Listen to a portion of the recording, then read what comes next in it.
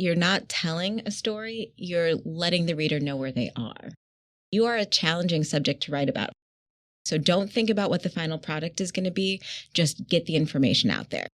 Welcome to N.E.T Collective, where we navigate everything together. From classroom to college to careers and beyond. I'm Kay McBroody, career coach and founder of Waterville Partners. I'm N.E.T Patel, school psychologist in private practice. I'm Ruth Hayes, education professional and founder of Fulcio Prep. N.E.T Collective, navigating everything together, one conversation at a time. Hi, I'm Kay, and welcome to our session on college essay writing. I just had the pleasure of going through this process twice, back-to-back years, with now a freshman and sophomore in college. And I believe we have many rising seniors in our audience that will find this topic very timely.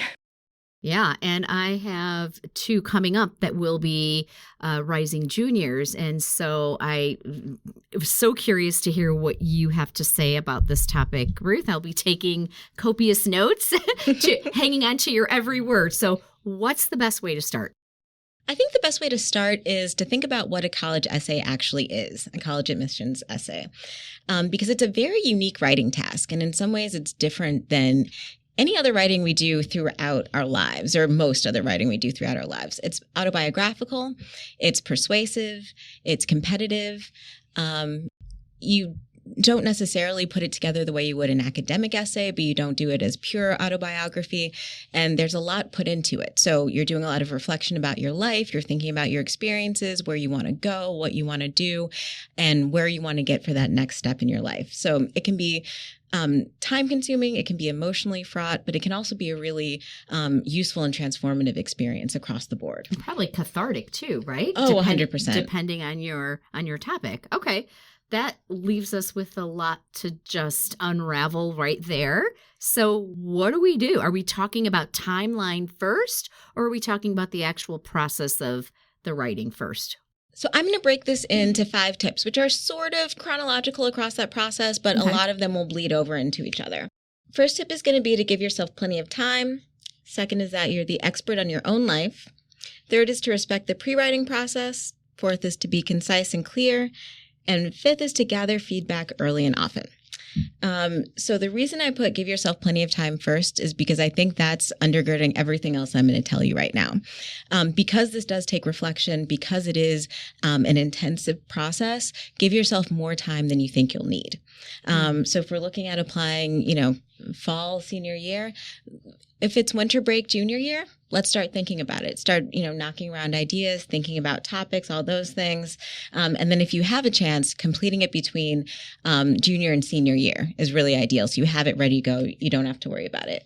Yeah, it's interesting because being a type A myself, as people may know, I actually had a notes app on my phone. I didn't tell my kids this, but I kept one for each of the kiddos. And as things would happen, or I would see things from my perspective for potential topics, again, partly because this is my business and I have helped a lot of kids with this process as well, I would just put notes in there and and then when it came time for them to actually start the process, I'd ask them to do the same thing. And then after they had done their sort of brain dump of ideas, I shared my list and I said, take what you like and leave the rest. But just to sort of help them pull things out. Yes, I think that's a great idea. And I would absolutely recommend that to anyone. Just kind of jotting down different things you might want to do, game out how you would talk about them. And at every step in this process, just kind of ask yourself those questions. Is this the best topic I can be using? Am I revealing something useful and unique about myself in it? And we're going to get into that a little bit more in the next point, but you really want to be thinking about a topic that will show your character growth, your character arc, who you are, what you care about, and why you want to do what you're doing. So brainstorm like that winter break of junior year or somewhere around that timeline. Brainstorm. How many topics? Because I'm thinking about some of my clients and thinking that some may come up with one topic and only want to write about that, or I can think of a couple of other clients where they're going to come up with 20 topics. So what's a good number of topics? Somewhere in between 1 and 20? So I would say somewhere in between 1 and 20. I don't think you want more than 20, but you can also, they can get combined. I think one of the reasons you start so early is just so you can have free form notes, put things together, and you might wind up combining two ideas, or, an idea that you come up with might lead you to thinking about something else. I'd also say ask people. Like, I think, Kay, what you did for your kids is great. If you have, a trusted parent or mentor, or even a sibling, you can say, what's something about this that, you think would be useful for me to write about, and you think would be interesting about me. Can you give us a couple of good topics that you think would land, just so we have a little bit more? Yeah, well, it really, so I'm trying to think about good topics that I've seen, and it really can be about anything. I think it's less important what you're writing about than how you're writing about it. If you want to reveal things about yourself and your life, you want to pull the reader into your world and let them know something that maybe they didn't know before, let them into some secret knowledge. And you want to be persuasive about why you're going to be a good student. We're going to talk about more of the elements in that, but as long as you're doing those things, I think it really doesn't matter. Because people will say, and we've talked about this before, people will say, oh, you shouldn't write about sports, or you shouldn't write about this or that. You should write what you can write a compelling essay about. And if you can do that, and because two people can have the same exact experience, but you've lived it subjectively differently, and maybe took lessons differently from it. And one person might be able to get a great essay out of it, whereas the other might not. And so that's what I'll say I'll say take notes, but also let the notes sit. So come back to them, leave things, have the notes app open, have the pad of paper open on your desk, and just kind of have things there. And also I would say give yourself little deadlines. So just say, by this date, I want to have finished all my brainstorming. I want to have decided on a topic. I want to have decided on an outline, that kind of thing. I was going to say, one of the things I noticed with either family friends or nieces or nephews, because I have a different perspective and I'm not as close to them, I'm not a parent, I actually have been able to brainstorm with people that I know, but I'm not as intimate with. You know what I mean? Yes. So, and I think I can offer a different lens for them. So maybe for the listeners to think about, who are some of those people in my life that, it might be a teacher, it might be your best friend's a coach. It might be your best friend's parents who you spent a lot of time at their house, or you've been on vacation with them, or anybody that has just a slightly different perspective on you than you may have looking in the mirror. So it widens your circle of possibilities of topics. Right. Or it could be a summer job that you had. Maybe it's a boss or a peer or something along those lines, so that you can, or a customer, but somebody else who may shine a different lens. Yes, I think that's great advice. And also about having it be someone who's a little bit on the outskirts of your circle, because that's another thing I want us to keep an eye on throughout this process, is that it is an emotional and intellectual process. You're looking back on your life, you're thinking about, what you've achieved, what you want to do. And I would say the last piece of giving yourself plenty of time is saving time to feel your feelings, and making sure that if there are things you want to go over, if you want to make sure you've got all your stories straight, if you're going to want to think through things, you're not rushing yourself with that process. The other piece on the time that I have seen firsthand is think about when you're going to submit these. So if the deadline on the application is October 1st, November 1st, whatever, back that up. You really would prefer not to be sailing in at 11:59 the night before. Yes. You want to be the early bird that catches the worm. You want to get it in sooner versus later. So set a deadline 30 days before that, or whatever you think is reasonable. If it's on time, it's late. Exactly. And so think about that, and then allow yourself enough time for iterations. That's the one thing, and I know you'll touch on this, but the whole drafting, redrafting, editing, all of that takes so much time. And there's a lot of focus on this main essay, but then there's all those supplemental essays depending on where you're applying. And those can take even more time. So there's a lot of steps that I think get overlooked. Yes. The people just say, I just have to write an essay. And it's like, it's a bigger process. And it doesn't have to be unwieldy if you break it into the small bite-sized pieces. Exactly. And like you do it almost little by little. Like everything, really. Yes. Yeah. Okay. Exactly. So second point, and that leads right into it, is that you are the expert on your own life. And to return to your point, Kay, about having people suggest things that you can write about, that's a great way to kind of gather information about yourself. You can treat yourself as a research subject, right? Mm-hmm. You know things about your experience that no one else knows. So one of the most important things about choosing a topic is to think about what makes you unique. What about your life story is compelling? And sometimes we're so close to our own lives, you can't see the forest for the trees, that it's hard to see what's interesting about us, right? Because we do us every day. So getting some feedback on that can be really helpful. And also you can use this as a space to explain any extenuating circumstances. So if you had a semester with, maybe a little bit worse grades, or you had things going on in your personal life or anything like that, that can be addressed. I would just say address it with subtlety. So you never want to be saying, well, you'll see that I got a C in math. No, you want to be talking about what happened to you that year so that you can put the rest of your transcript and the rest of your application packet into more context for the person who's reading. So that wouldn't be considered drawing attention to something negative? Like, is it the Common App essay? Is that the place to put that? So let's say a student got a C and a D, but then, everything else is good, like solid grades. Where exactly would they address that? In the actual Common App essay or in one of the supplementals?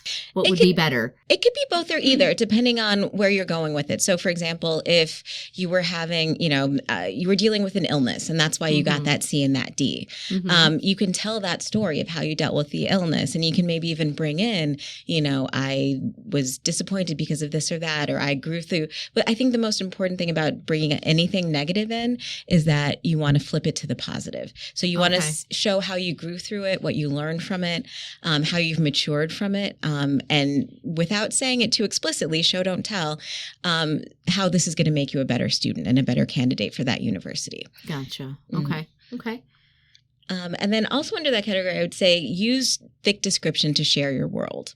So we really want to be thinking about who you are, how you've experienced your life, and how whatever topic you're talking about has prepared you for what's coming next. And part of how you do that is think about sense memories of things. So instead of just saying, I got up and went swimming on the beach every day, describe what it looked like, describe what it felt like, describe what the smells were, what the sounds were. And we're going to get into that in the next step, but really bringing people in by a number of different adjectives and descriptor words, and it's interesting tapping into the because senses, like what you said. What I've seen firsthand, again, because you did help us, our offspring, with some of their essays with editing. And it's interesting because my husband and I have been essay editors throughout high school. And when you joined the team, we now are all better editors because of that. And the thick description, I loved how you helped our children become better writers, and you helped us become better writers as parents. Thank you. Because you would ask, what do you like about that paragraph? What do you like about that sentence? And then you would say, and how would you describe that? And how many senses can you bring into that? And so just asking those questions of the writer, whoever's writing the essay, helps them think about things differently and articulate things in a way that they can then paint a picture for the reader. Because I always put myself in that reader's position. And as a parent, I may only read one or two essays. That's great. As an admissions counselor, I am reading thousands of essays. Yeah. And so I think about, writing for busy readers. Yes. And how do you write so that you capture their attention and they really do they almost feel like they've got a hologram of you, or, something in front of them that they can actually envision who it is that they're reading about. Mm-hmm. Exactly. Yeah. Your first sentence should always be something of this. You're not telling a story. You're letting the reader know where they are, right? Mm-hmm. So the sun was on your face, the sand was under your feet, whatever it was, bring the reader into it. And part of the way you ensure that you're making that part of it compelling is our third tip, which is to respect the pre-writing process.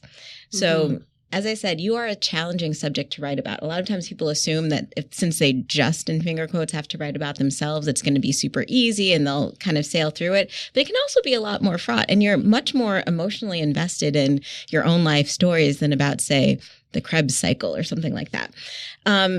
So one of the things you can do is check out our episode that we did on pre-writing, which digs a little bit more into everything that goes into the process from conception to having an outline and being ready to draft.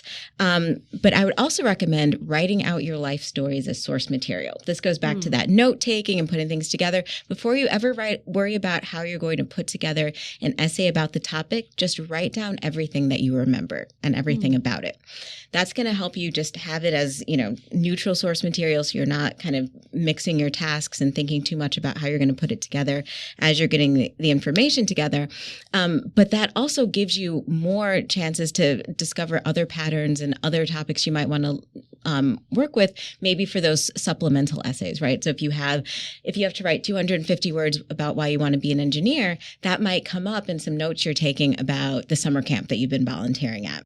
Can you do this if you're struggling between a couple of different topics? 100%. Yes. So do this lockstep, like, if, I want to either write about why I want to become an engineer, and also I want to talk about my summer at the beach and how that shaped me, or, something like that. But you can only pick one. Yeah. And I think that process can help you pick, right? So as you write out just the information about it, and also directions you might go with it. What did I learn from this? How have I grown? How does this relate to my career path? That can show you topics you might not have thought of, but it can also really help you to conceptualize how you want to talk about it. Okay. So, and I really believe in doing undirected pre-writing. So don't think about what the final product is going to be. Just get the information out there and have it ready to look for. And look for those patterns and narratives that you might not see, because you don't read your own life like a novel. You're not always looking for motifs and things, but that can emerge. Well, there's also, I think a lot of high schools will have their college counselors do some essay workshops in the summer. There's other companies that will do essay workshops in the summer. And the ones that I've participated in as a coach, clients will come with 2-3 topics and not know which one to pick. And so part of the workshop will be to help them sort of flush those out. And usually one of them will emerge as something that either while you're talking about it to the coach or the mentor, you just light up, or when you, as an objective person, hear these 3 stories, one of them really sounds more interesting and compelling. And so that's why, back to your earlier point about getting people sort of on the periphery of your life that can understand enough about your 3 stories or 2 stories or whatever, and maybe offer a suggestion. But at the end of the day, whoever's writing it about themselves, it's their choice to write whatever is in their heart. Exactly. And we're going to get into that when we talk about feedback. But that's why feedback is so important throughout the process.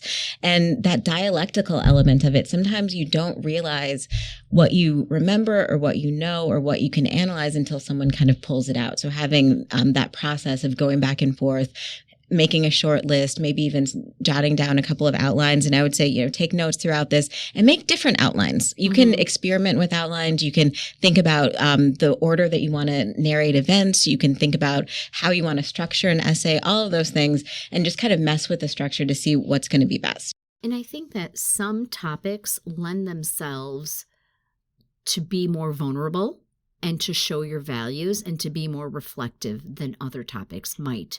So I don't know. I would be more comfortable writing about a topic that's going to pull those things out of me, because isn't that what colleges are looking for? They want to know who you are, right? Yeah. They want to know who you are. They want to know your values. They want to know what your character is like. They want to know why you want to do what you're doing. Right. And what value would you add to their campus if you're going to be on there? Yeah. How do you contribute? How are you to contributing their student body?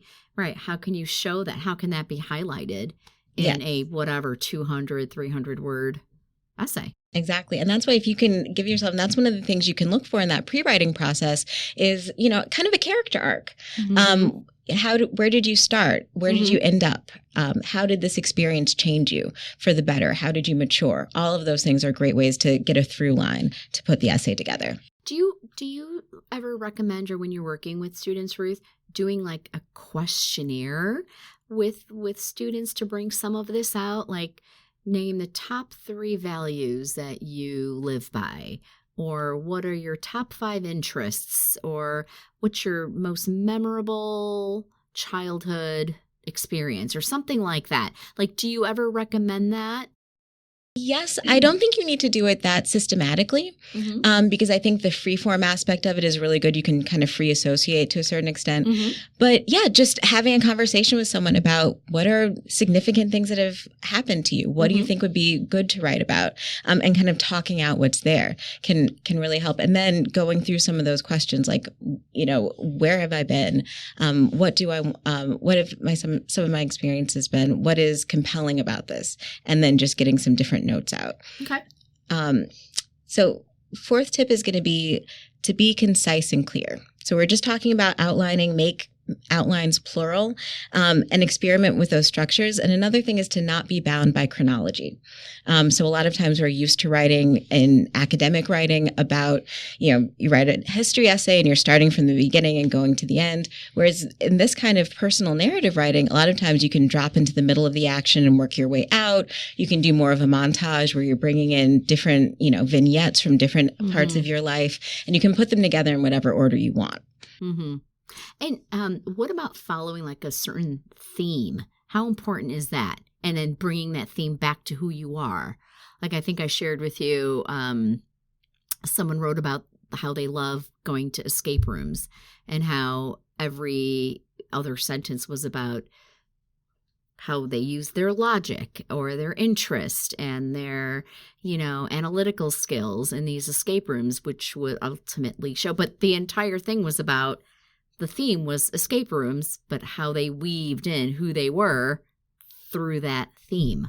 Exactly. Yeah. You can have a theme. You can center it around one particular experience in your life and maybe branch out and talk about other parts of your personal history and how that affects what you want to do going forward.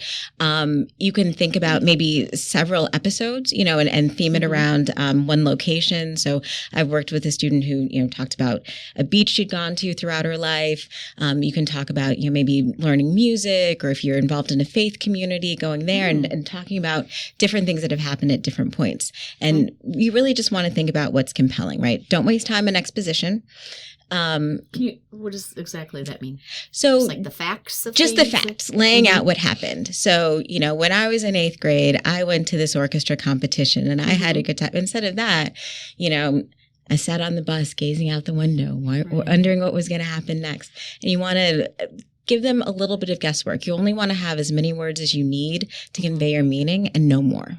So focus on the experience and the insight that you gained from it versus the performance and then the to-do list. You're not writing a to-do list for your college essay. Exactly. And also, to add to that, interrogate your words and sentences. Every single word has to have a good reason to be there. And because you wrote it is not a good enough reason. So whenever you do a new draft or you go through another outline, think about if this is contributing to the story you're trying to tell, right? Getting into that character arc, digging into that theme. And is it unique enough? Do you not have that information or that sentiment somewhere else so that you need it? And sometimes there can be a little redundancy if you're doing that thick description, but just think about, is there an emotion that I want this to evoke? Is there information that I want this to convey? Is there a tone that I want this to set? And if it's not doing one of those things, vote it off the island. Well, I was going to say, anyone listening could just recap that last little piece, and anytime they're writing, put that on their shoulder. And literally, this is what our family does now. It's like, what would Ruth say? and so, but asking yourself those questions will make you a more concise, focused writer, and your readers will appreciate that. Yes. And that's one of the things I find most useful in my own editing is just asking myself, are these two adjectives distinct enough that I need both of them? Are these two sentences giving the same information? Can I take elements of both of them and make a better one, or can I get rid of one altogether? Right. And that's always going to help you, especially in these short spaces. And we've been talking throughout the conversation about those shorter supplements, but really huge piece of advice is do not let those short supplements sneak up on you. Because I've seen a lot of students will say, oh, I have everything done. I just have to do 4 or 5 50-word essays. And it's like, no, there's so much work. In some ways, I think it's more difficult to write 50 words than to write 500 because it's almost like a haiku. Every single one of those words becomes so important. And you really have to think about if you want to use the space for something. So I would say use all of those pre-writing things for those short essays. It doesn't matter how short it is. Write out what you want to do. Think about what you want to convey in each of your sentences and think about how you want to use your language. And what I've found, having gone through the process recently, is that some of the supplemental essays will be incredibly unique by university, and some of them will overlap. So, for example, they might ask about why this major or why this university. So your answer will be tailored to that university per se, but elements of it are going to be somewhat consistent. Do you know what I mean? And so, doing those, looking at all of those and seeing where there's some that you can repurpose, and where there are ones that are completely standalone and unique. And tackle those completely separately, but allowing enough time. And I would say almost as much time as your 500-word essay because it really, to your point, it does matter. And there are some, companies that may offer through like parents benefit programs or something, access to college counselors that will give essay feedback. But a word to the wise, if anyone is using any of those, just know that there's a lead time involved. Yes. So if you give them the essay a week before it's due, it may take 2 weeks for them to get it turned around to get the feedback. So you really have to be mindful of whoever you're asking for feedback, that what is the reasonable lead time for them to get back to you? Yeah, that's a great thing to do early in the process, right? As you're setting those deadlines, setting up your timeline, think about, because also your teachers and coaches are going to have a lot of people asking them for feedback, asking them for letters of recommendation during this process. You want to make sure you get people's time and energy. Even if someone wants to give you their time, they don't have it if you don't give them enough lead time. And that leads us perfectly into our 5th and last tip, which is to gather feedback early and often. So every step of this process, from brainstorming, talking out different ideas, getting your outline together, thinking about different orders and different structures to experiment with, ask people. So like we've talked about, teachers, parents, mentors, peers, coaches, anyone who knows you, you can check in with them. And then once you have a draft to work with, you can go through it with lots of different people. And you can always, and again, give yourself time. The number one thing is give yourself time to digest that, to think about it, and to think about which pieces of that advice you want to use. And I've also seen that a lot of the high schools, the English teachers, in the first semester, senior year, that is one of the first assignments that they tackle in most of the English classes, is getting their college essay written. So if you do that over the summer, guess what? You're going to get another set of eyeballs on something that you've already thought through. You're not having to go through that whole process that we've just, laid out in a couple of weeks. Like, you want to give yourself months to really digest this. Most high schools have the Academic Resource Center or the writing center or writing something. center that have a couple of people there devoted for college essay writing. So you don't have to get a fancy, company to look over your stuff. You can you can go and use local resources. Use the resources that are right there. So what about our students who have a learning disability, ADHD, executive functioning disorder, dyslexia, and they want to write about it because it's a part of their academic identity, and they have many stories about growth and perseverance and resilience, etc. How do you feel about students writing about that? And if so, where should that go? That's a great question. I would say if you are going to write a compelling essay anyway, and that life experience that you're pulling out or that theme from your life that you're pulling out has to do with that diagnosis, write about it. Otherwise, it can come up in some of those smaller essays, right? So supplementals, if they're asking you about, your personality type, sometimes they have those off the wall ones, if you were an ice cream, what would you be? And things like that. And you can think about bringing it out. And also think about what you want to gain from sharing that experience? What about you does that reveal? Why is that an important part of your experience, your character, your personality, your history? And contextualize it within the rest of what you're writing about. And that can also be someone's superpower. Yeah. You know, I mean, brightest of minds have a learning disability or ADHD, executive functioning disorder. So, you know, I think that can also be turned into positives if it already hasn't been. 100%. Yeah. And even just from a, disability rights perspective, I don't think it necessarily is, it's not a negative about someone. It's something, it's an aspect about you. It's how you think. And I think that that's a really important piece of what should go in any essay that's about you, whether it's a college essay or an essay for class. It's like, tell me about yourself, or why are you doing this? I think the reader wants to walk away with how you think, what you value, what might have shaped you, what memories are important to you. Like who are you and how are you going to contribute to our space? Yes. And that brings us exactly to the last tip I was going to share, was to make these final decisions yourself, because you know yourself and you're the only person ultimately who's responsible for your future. And that's, another one of the things that can be fraught about this process is that this is kind of one of the first steps in adulthood. You're really moving out of your childhood. You're thinking about what you're going to do as your career, what you're going to do in the future. So get feedback from all these people, but do what you want to do. Evaluate it. And no matter how much you respect someone, you ultimately have to decide what you're going to do for yourself. Right. Do you want to give us a recap of the 5 points? I think that's a great idea. Yeah. All right. 5 points. Give yourself plenty of time. Cannot emphasize that enough. You are the expert on your own life, so make sure you're going through and thinking about what's unique about you. Respect the pre-writing process, and again, devote enough time to it. Be concise and clear. Interrogate your words and sentences. Make sure everything's there for a reason, and gather feedback early and often. Okay. Awesome. That's great. And then a couple of other things I gathered as I was listening to you talk is show, don't tell. Yes, right? Always. Well, you had already mentioned this. Use some of those words that are depth, that show depth, and show your values, how you think, who you are, maybe also who you want to be. Yes, who you want to be, okay. And why and where you want to go. Also, divulge your secret knowledge. Not everyone knows what it's like to be in a play or play the violin or be in a sports camp. Talk about what's unique about that and get into the everyday nitty-gritty that someone else might not know. Okay. This is great. And I know we're going to continue to have some more conversations about this, writing as an overall topic. And thanks so much for sharing all this knowledge with us. Right. Go have fun and write some great essays. Let's do it.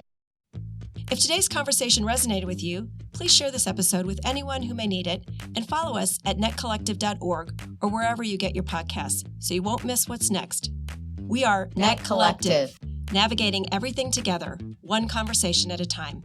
Thanks for listening.